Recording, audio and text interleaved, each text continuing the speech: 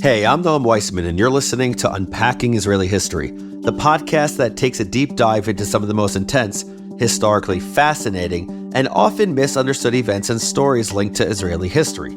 This Yom Kippur War miniseries is generously sponsored by Risa and Simcha Dower.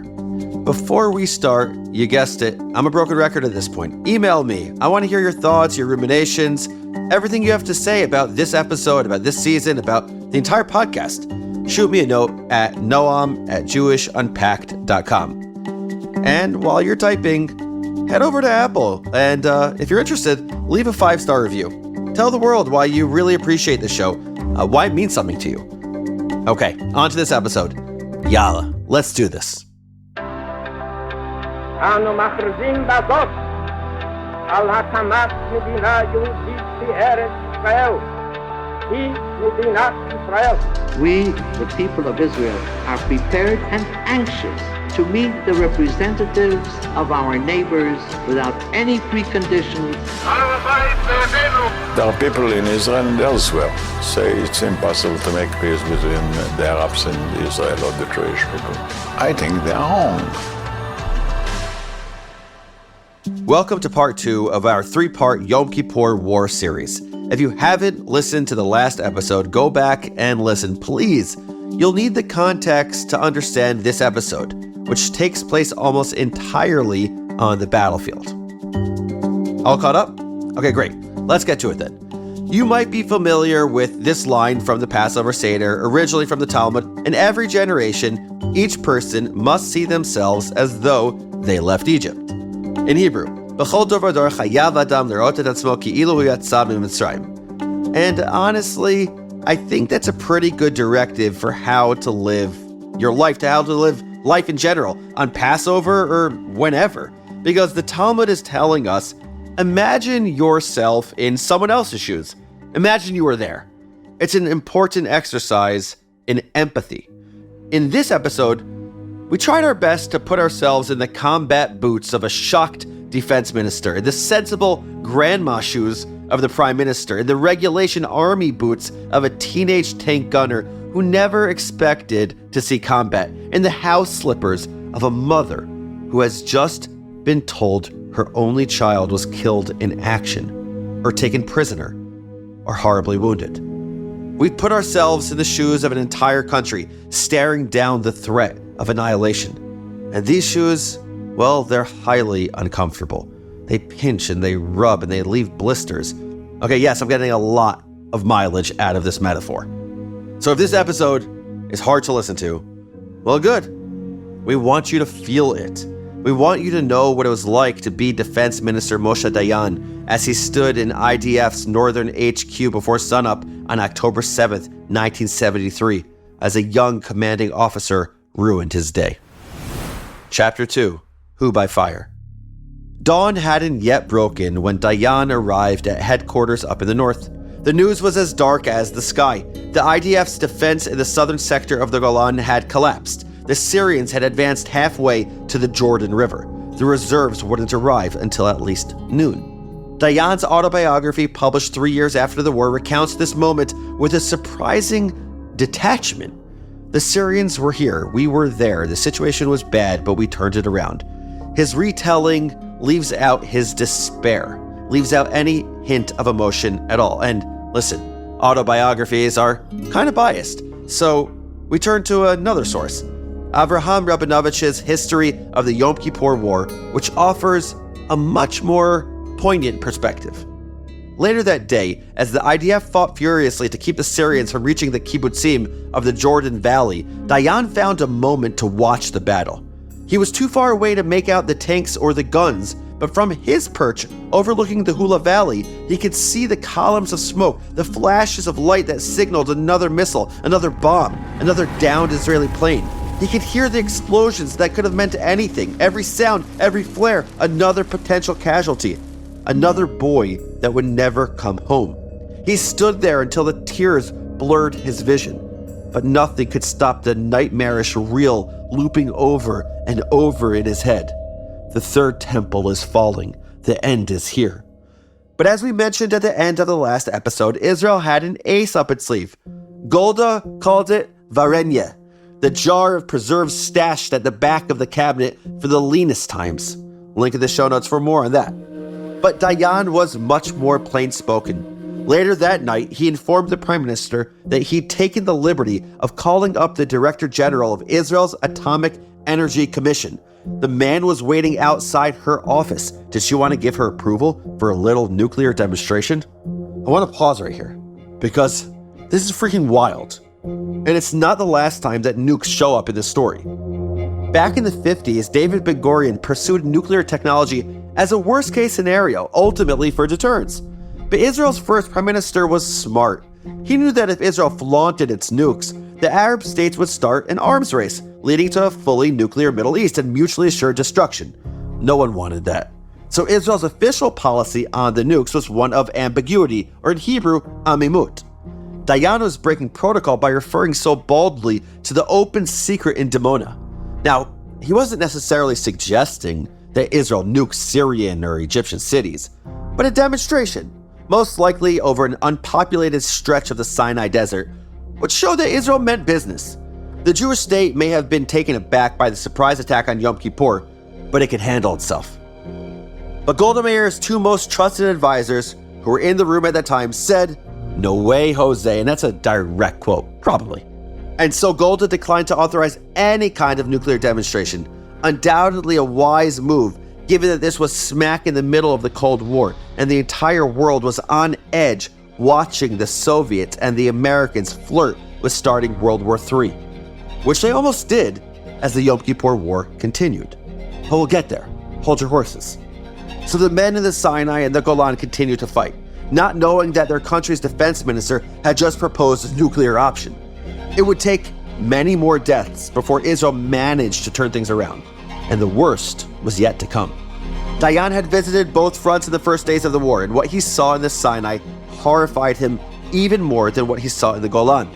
No one had predicted the intensity of Egypt's opening salvo. Within 60 seconds of their initial assault on October 6, 1973, the sands of the Sinai were littered with 10,000 Egyptian shells. As Rabinovich writes, quote, "Not since the construction of the pyramids had Egypt seen such a massive and well-executed enterprise." The Egyptians' discipline came as a shock. Back in 67, the IDF had sent the Egyptians packing with their heads hung low and their tails between their legs. High on their stunning victory, the Israelis never considered that the enemy might adapt, might become stronger, might learn something from its failures. From your ordinary Yossi up to the chief of staff, everyone assumed that if the IDF ever had to fight another war, they'd be facing the same armies they'd routed so easily in 1967. They were wrong. Orit Shacham Gover was an intelligence officer during the Yom Kippur War. Decades later, she recounted her experience in the excellent Israeli documentary Lo Tishkot Haaretz, which we've linked to in the show notes. The English translators chose to call the documentary The Avoidable War, but the literal translation of the title is The Land Will Not Be Quiet. And I like that a lot better. The Avoidable War is sterile. The Hebrew title, though, isn't pulling any punches. 2,656 Israeli soldiers were killed over the 21 days of the war, half of those within the first 3 days. Over 7,000 Israeli soldiers were injured and nearly 300 taken prisoner, with some tortured or killed in custody. The sands of the Sinai and the hills of the Golan were soaked with blood. So no, the land wasn't quiet. It was screaming. And all of Israel screamed with it in bitter, bloody surprise. This wasn't supposed to be happening. Hadn't Israel fought enough? Hadn't it paid the price over and over and over again for living in this tiny, fractious sliver of land? Hadn't it proven itself to its neighbors? Call the post-1967 conceptia euphoria, call it hubris. Within days, it was shattered. Every family dreaded the knock on the door, the solemn-faced soldiers in their fatigues. We regret to inform you. It was the Jewish holiday season. The harvest festival of Sukkot was due to start. The streets should have been thronged with people celebrating the holiday of Simchat Torah, the holiday where the Torah is celebrated with so much joy. Instead, the entire country mourned. Orit said later, "I remember this feeling of, we're the chosen ones. There was this feeling that we could do anything. We as a group, we as a society, we the Israelis, we could do anything. Arabs are all pathetic, cowards, weak, running barefoot through the desert. These were the pictures, the images that we grew up on. We waited on Yom Kippur to see these poor, weak Arabs who ran barefoot through the desert. And they weren't there. It was us, in some cases, running barefoot through the desert. The Egyptians had been preparing for their moment for 6 years. They were precise, organized, disciplined, armed to the teeth with Soviet weapons, and perhaps most importantly, they were mad as hell. They'd lost in '67, spent 3 years harassing Israeli forces in the Sinai, hoping and failing to regain an inch of territory, a scrap of dignity. Their economy was crumbling, their national pride was gone. This was their last chance to show up the tiny upstart neighbor who had caused them such grief. They all knew they were taking a risk. If they lost again, there would be no coming back from the shame. So they made darn sure they didn't lose. Two things separated Israel and Egypt. The first was the Suez Canal. The second was the Bar-Lev Line, an Israeli-built system of fortifications stretching 100 miles along the canal, interrupted only by the poetically named Great Bitter Lake. Most of Israel's defense establishment thought the Bar-Lev Line, and I encourage you to Google it, by the way, would hold for at least a day. Enough time to slow down the Egyptians and mobilize Israeli reservists to repel the attack. The IDF wasn't entirely naive. They'd been practicing for the unlikely prospect of an Egyptian attack on the Sinai, and they won those war games handily, satisfying nearly everyone that the Bar-Lev Line would hold and that Sadat ultimately wouldn't gain an inch. But remember, they were fighting those war games against an entirely different enemy. These were not the Egyptians of '67, and the Bar-Lev Line was not some impenetrable fortress. In the words of Avraham Rabinovich, the name Bar-Lev Line, quote, conjured up an image of massive interlocking fortifications. In fact, it was a string of small, isolated forts, each with garrisons of only 20 to 30 men. There were miles-wide gaps between the forts. The Egyptians blasted through these gaps in mere hours, planting their flags on Israeli forts. You gotta remember, Israel's small, like really, really small. When your country is roughly 290 miles long and 70 miles at its widest point, every battlefront is uncomfortably close to a population center. Nerd corner alert, if we're counting the West Bank and Gaza, then at its widest point, Israel's still only 85 miles across, i.e., not wide at all.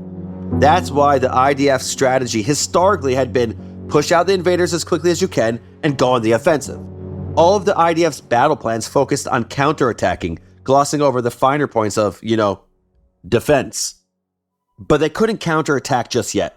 They could barely even defend themselves. The Israeli tanks that rolled out to meet the Egyptians were met with a volley of bullets, RPGs, and long-range anti-tank Sagger missiles. I have no idea what a Sagger missile is, by the way, but this sounds really scary. And when the Israeli tanks swerved to avoid fire, they hit the landmines that the Egyptians had laid in their wake. It was a horrifying image. Lieutenant David Abudaram had one mission: just hold on for 24 hours or until his backup came. And he did, but it cost him. I guess there was an RPG. I took my whole shoulder right here and I started bleeding. The bleeding was awful. Here, in this part, I saw it. And only then did I understand that I was wounded. And then I looked to my left. There were two guys. I saw how they took an anti-tank grenade to the neck. Their heads were slaughtered. You see the arteries, the way the blood runs through them. It's a picture you can't forget. And yet the men on the field continued fighting, even as tanks exploded around them, as their boats caught fire as shrapnel shredded their skin. Even the Egyptian army's chief of staff, Sa'ad ad-Din Muhammad al-Husseini al-Shadi, and yes, that's an amazing name, much cooler than Noam Weissman, took note of this remarkable bravery, writing in his diary, "Through the night, commanders of Israeli subunits, even individual tanks, fight on. They are evidently made of better stuff than their commanders." As grim reports poured into their war rooms, IDF commanders were shocked, even paralyzed. And I don't blame them for a second. The Israeli top brass had a schema, basically like a model they used to organize information. And in that schema, the Arab armies, though belligerent and aggressive, were ultimately pathetic. No match for the tiny but mighty IDF. Any psychologist can tell you that challenging a schema is really difficult. It's hard to change people's minds. But within hours of the initial attack, the IDF's top brass not only had to reorganize the way they saw the world, they also had to confront the fact that their prior schema had led to an ever-spiraling body count. They needed to regroup and fast. The fate of the country was at stake.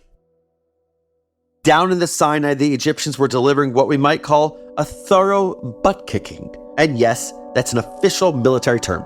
Now, you might be asking, where was the Air Force? Why couldn't they take out some Egyptian tanks from above?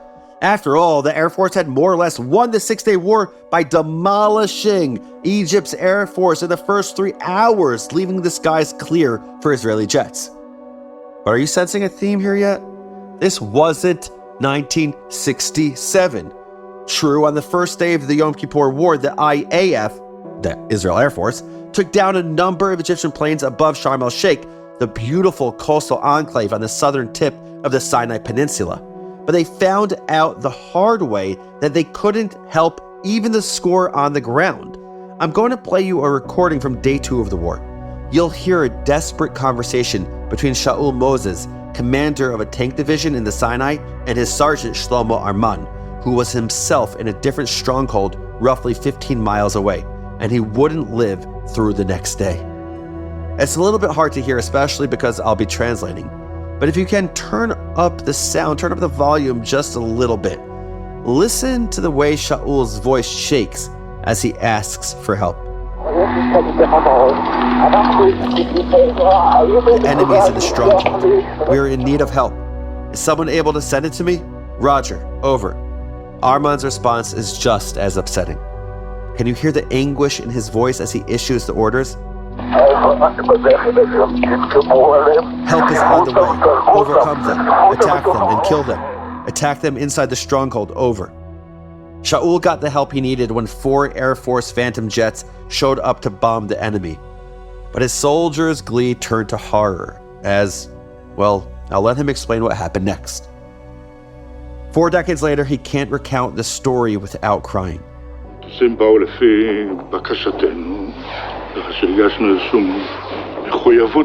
planes came because we asked them to. We felt responsible for that.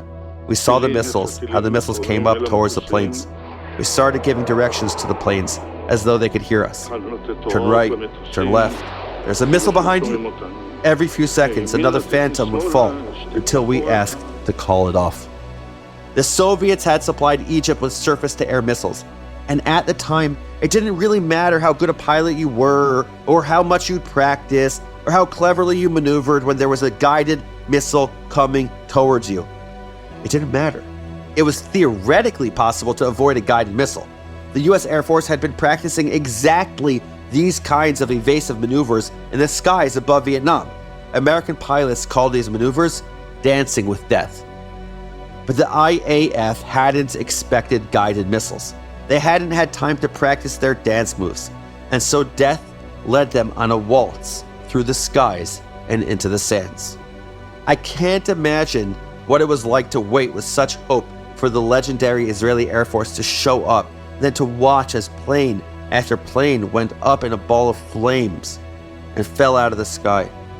To hear the shriek of a missile, the boom of impact, and watch the wreckage fall to earth. And to keep fighting despite that. So we asked the legendary Avigdor Kahalani, yes, that Avigdor Kahalani, who you already heard from the last episode, and whose story you'll hear in a second, to explain how it was possible for these young men, some of them still in their teens, to carry on despite the overwhelming odds. It feels a little weird to ask someone why they weren't more scared, to wonder out loud what kept them fighting as they watched their friends die horribly before their eyes. This is what he said. In Israel, everybody feels that he's holding the flag of the country, and one day he had to prove that he can do it.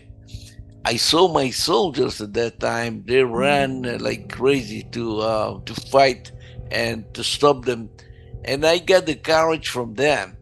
It's come from the kindergarten, and after the elementary school or high school. All the time we study our Bible and our roots and the Holocaust.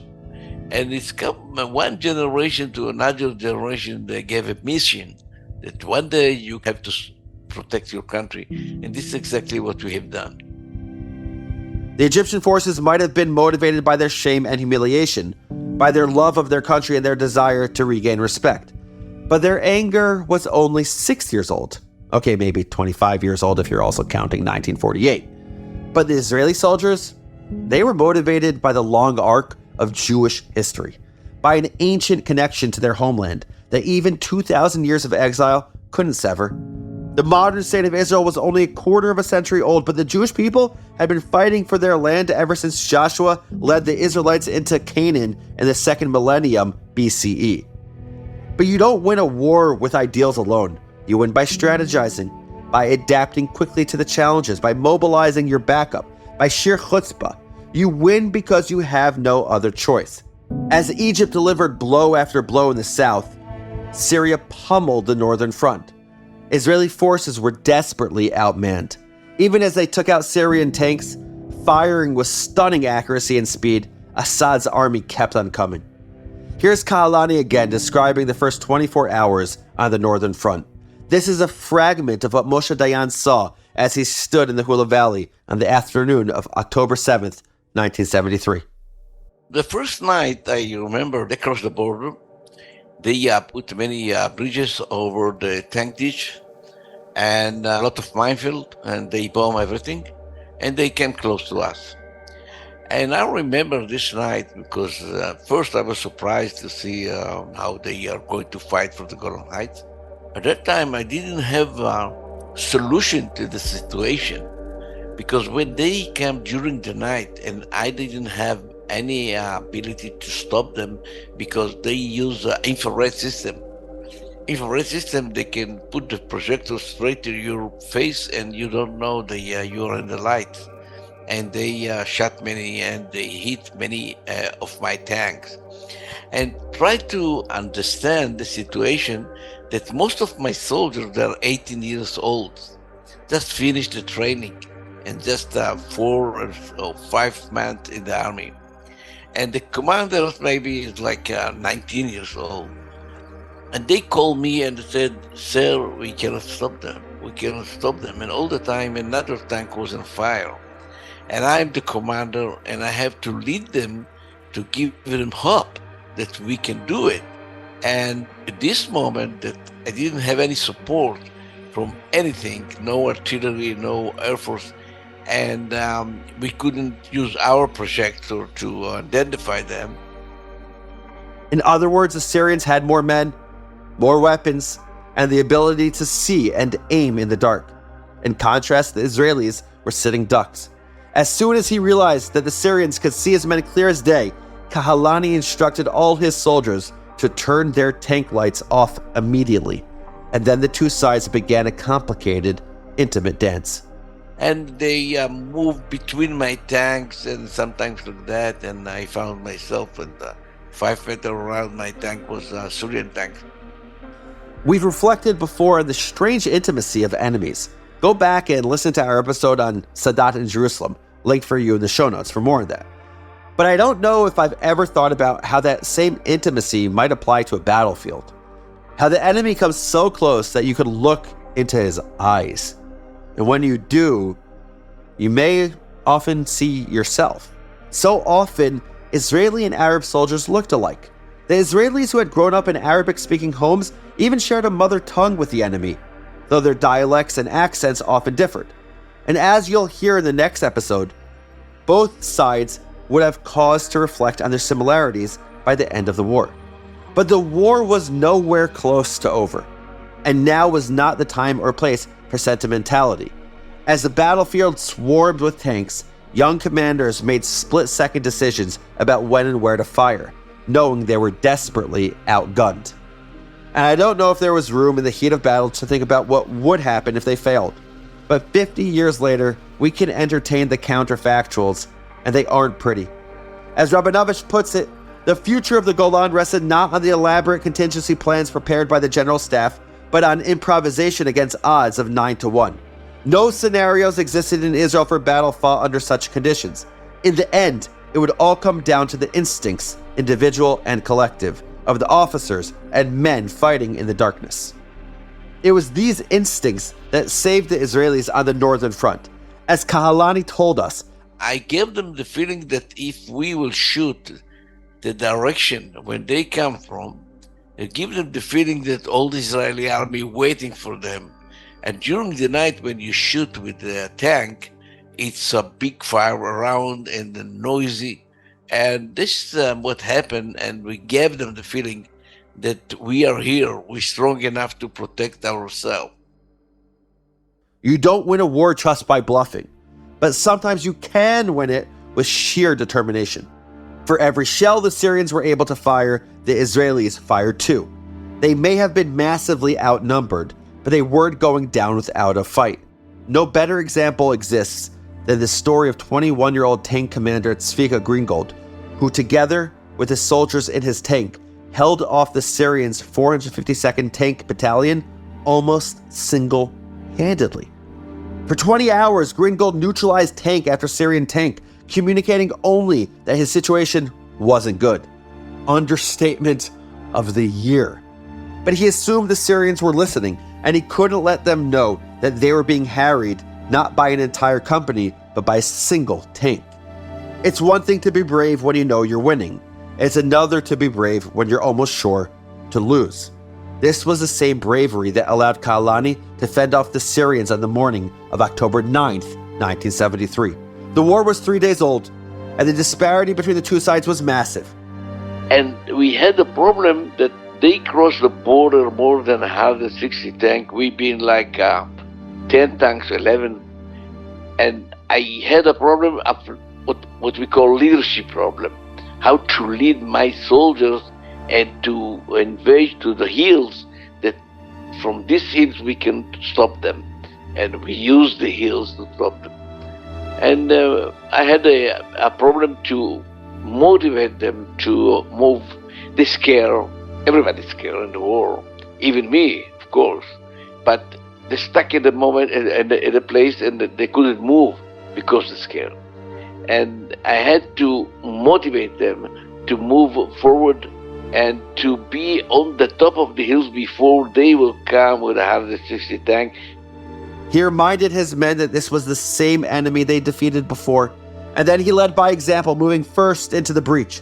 To conserve ammunition, he ordered his men to shoot only at moving tanks. Between October 6th and October 9th, he and his men repelled wave after wave of Syrian tanks in a fight that would become known as the Battle of the Valley of Tears. Or as Kahalani put it in the heat of battle, this valley is beginning to look like Lag BaOmer. It's a reference to a Jewish holiday that involves lighting bonfires. Abandoned Syrian tanks littered the valley. On the Israeli side, the cost was high. The end of this combat, we survived like 3 tanks, no more than that. Remember, every tank held 4 soldiers. Losing a tank meant often losing the men inside it. Some burned alive, some maimed beyond words. Some able to escape hobbling towards the illusion of safety, and some surrounded by the enemy emerging from a ruined tank with their hands up, walking into a scenario that might well be worse than death. So when Kahalani says that only 3 tanks survived, he's not just referring to weaponry, he's talking about the human cost. And still, he's grateful, because the results were miraculous. We stopped all of them. The result of this combat was unbelievable. And I believe God protect us. With only a few tanks left, he and his men watched the Syrians retreat. You don't have to believe in God to understand Kahalani's perspective. Who could have imagined that this tiny, vulnerable force would hold off the Syrians for so long? Later that day, the Israeli Air Force took the fight to Damascus and bombed the Syrian army's HQ, and within 5 days of the initial invasion, Israel would launch a counteroffensive advancing into Syrian territory. They'd end the war with their tanks positioned 21 miles from Damascus, forcing Syria to accept a ceasefire for the 3rd time in 25 years. The northern front in the Golan stabilized well before the southern one, but the campaign and the comeback in the Sinai was no less impressive. The southern front was bleeding, but Defense Minister Moshe Dayan knew that his gloom and doom predictions of a fallen Third Temple had seriously demoralized the Israeli cabinet. Dayan was as aware as anyone of the power of a good story. After all, It was a good story about Israeli invincibility that got the Jewish state into this mess. And so, by the night of October 7th, he had dried his tears and told the cabinet, quote, "We've got to smash the Egyptian armor as soon as possible, and also smash the new legend that's beginning to be woven about the Arabs having become phenomenal warriors. A nation doesn't change in 6 years. Individuals change, not nations. This is not just a war of armor, but a serious war of nerves. If there's one thing Israelis have in spades, it's nerve." And perhaps the best known and most controversial exemplar of this characteristic Israeli chutzpah was Major General Ariel Sharon. Maybe you remember from our Kibbutz episode, yes, link in the show notes, that Sharon had been considered both brilliant and quite controversial. Controversial might be a euphemism, could be, since the founding of the state. Back in 1956, he'd almost been court-martialed for defying orders, launching an ill-planned attack on the Mitla Pass that cost the lives of 38 Israeli paratroopers. Stay tuned, because the Mitla Pass is about to show up again in a big way. But sometimes when your back is against the wall, you need an attack dog to go on the offensive. And this attack dog, whatever his flaws, was tactically brilliant. So though he was officially retired from army life, busy founding the Likud party under the leadership of Menachem Begin, Sharon quickly assumed command of the Sinai's central sector. He left for war at 2 a.m. on Sunday, October 7th, just hours after the fighting broke out. And nerd corner alert, he arrived at the front line in a civilian pickup truck painted with the sign, "Ray of Light Solar Heaters." Can you imagine that? The Israeli mobilization was so haphazard that generals arrived at war in their buddies' cars. Like, insane. Sharon didn't like the confusion and anguish he saw on his soldiers' faces. Like Dayan, he knew he had to challenge the story of Egyptian military supremacy. The best antidote to anguish was victory, and the best chance of victory lay in a counterattack. Or so he thought. But the first counterattack in the Sinai was a disaster. The chief of the Southern Command, Shmuel Gonen, gave conflicting, ever-shifting orders, failing to effectively coordinate the Israeli divisions. His frontline commanders, Sharon in particular, were livid, convinced that Gonen had set them back significantly. Under Gonen's command, the Egyptians overran several Israeli positions, destroying 50 tanks and killing or capturing dozens of soldiers. By October 10th, it was clear that Gonen had to go. In his place, Golda Meir summoned Chaim Bar-Lev. Yep, that Chaim Bar-Lev, to repel the Egyptians back behind his eponymous line.